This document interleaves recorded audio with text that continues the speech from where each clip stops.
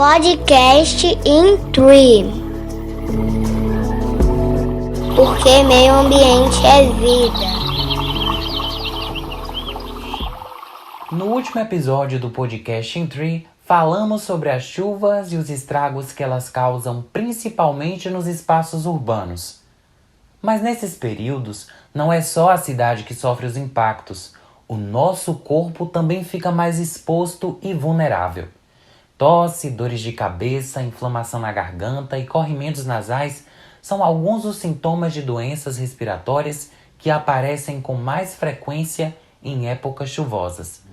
Mas por que isso acontece? Como devemos agir no caso de infecção?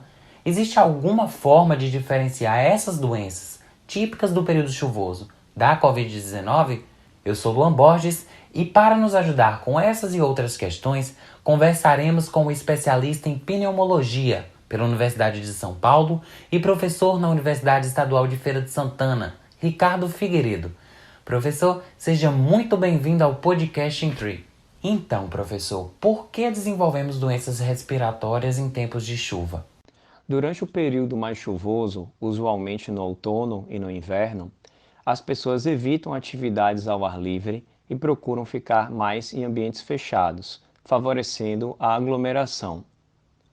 Este fato facilita a propagação de doenças respiratórias, especialmente as infecciosas causadas por bactérias e vírus. Quais as infecções mais recorrentes nesse período?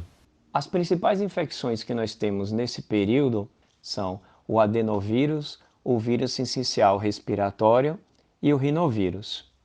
A gripe, causada pelo vírus H1N1, H3N2 e também, durante esse período da pandemia, o vírus da Covid-19. Algumas dessas doenças devem receber uma atenção especial?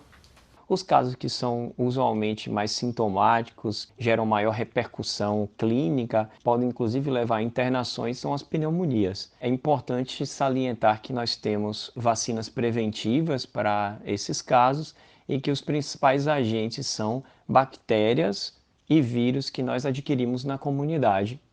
Existe um momento em que essas doenças são mais transmissíveis, professor? Geralmente, há um período de latência entre o primeiro contato com o vírus ou bactéria e a deflagração dos primeiros sintomas. Isso se chama período de latência. Nesse período, o paciente usualmente se encontra assintomático ou com sintomas muito leves. Esse período pode ser muito importante para a transmissibilidade, porque o paciente ele não se dá conta que está doente e pode circular livremente na população propagando o vírus. E como acontece a transmissão? A transmissão das infecções respiratórias ocorre justamente quando nós temos um indivíduo que pode estar sintomático ou não, mas que transmite esse agente infeccioso de uma pessoa para outra. Com relação aos vírus respiratórios, essa transmissibilidade pode ocorrer por gotículas de saliva, por espirros, por tosse, que ficam suspensas durante o ar e atingem durante esse período outras pessoas. E no contato com objetos, professor, existe a possibilidade de transmissão? Por exemplo, se uma pessoa infectada pega num objeto e em seguida uma pessoa que não está infectada também toca nesse material, existe ali a possibilidade de transmitir alguma doença?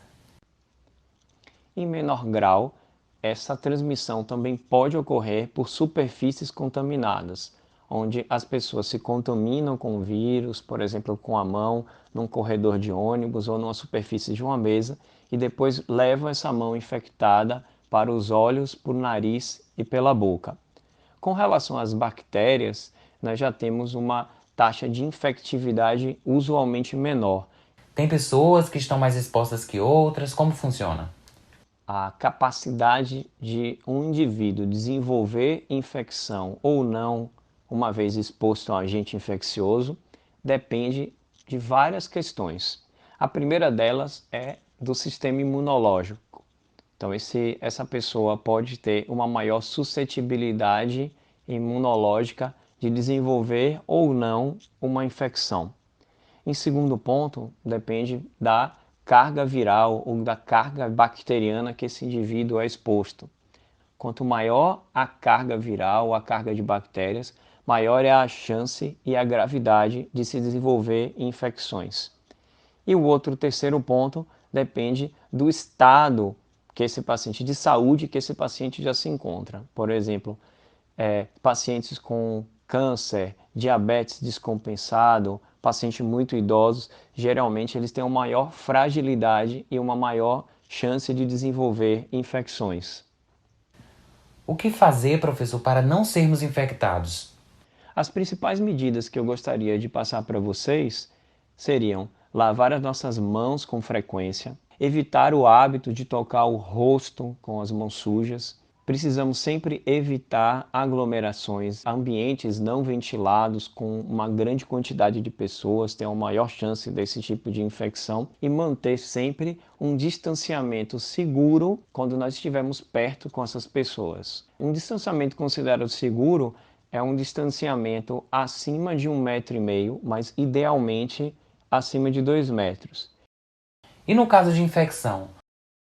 Na vigência de uma infecção, é importante sempre tratar os sintomas e estabelecer uma vigilância para possíveis complicações que possam ocorrer ao longo dessa infecção.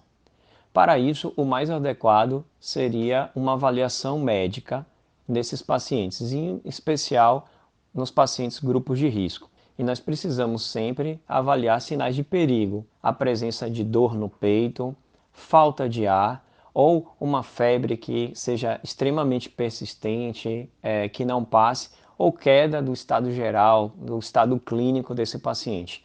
Na vigência desses sinais de perigo, aí é mais recomendado uma consulta em serviço de emergência. E tem gente que até evita ir ao médico, né, e acaba recorrendo a chás. A comprovação de que esse tipo de tratamento caseiro resolve? Não há comprovação científica que chás ou remédios caseiros, vitamina C ou algum outro mel, limão, reduzam a gravidade ou as complicações das infecções respiratórias. Mas por que algumas pessoas acabam afirmando que alguns chás, como o de limão com mel, por exemplo, aliviam os sintomas?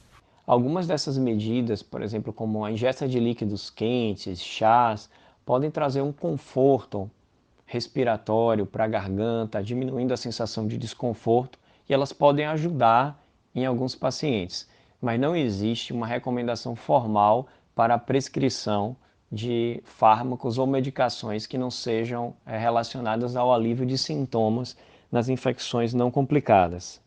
Nesses períodos, professor, tem gente que até confunde os sintomas da Covid com o de alguma outra doença típicas desses períodos chuvosos. Existe uma forma de diferenciar?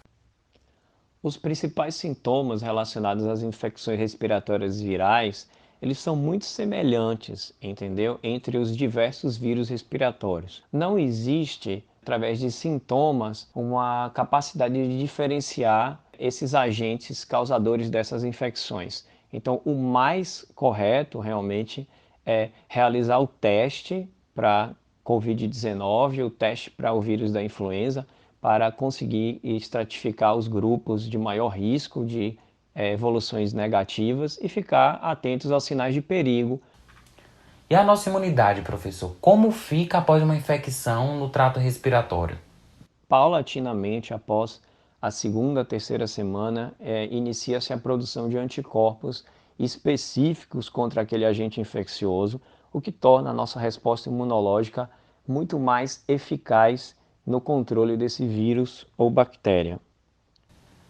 Então, para manter a imunidade estável, é importante se cuidar sempre, né, professor? Seja para evitar doenças comuns em tempos de chuva ou até mesmo evitar Covid-19. Temos que favorecer medidas de bem-estar da saúde, como manter uma alimentação saudável, adequada, manter uma hidratação também adequada, com a ingesta de 2 a 3 litros de líquidos todos os dias, o controle das doenças crônicas, se você é portador de pressão alta, de diabetes, de asma, de doença pulmonar obstrutiva crônica, é muito importante que essas doenças estejam muito bem medicadas e que você possa também ter a condição de praticar atividade física regularmente. Professor, muito esclarecedoras suas respostas. Muito obrigado pela sua participação. Eu gostaria de agradecer a atenção de vocês e a oportunidade de participar desse podcast. Muito obrigado. Esse foi mais um episódio do Podcast in 3.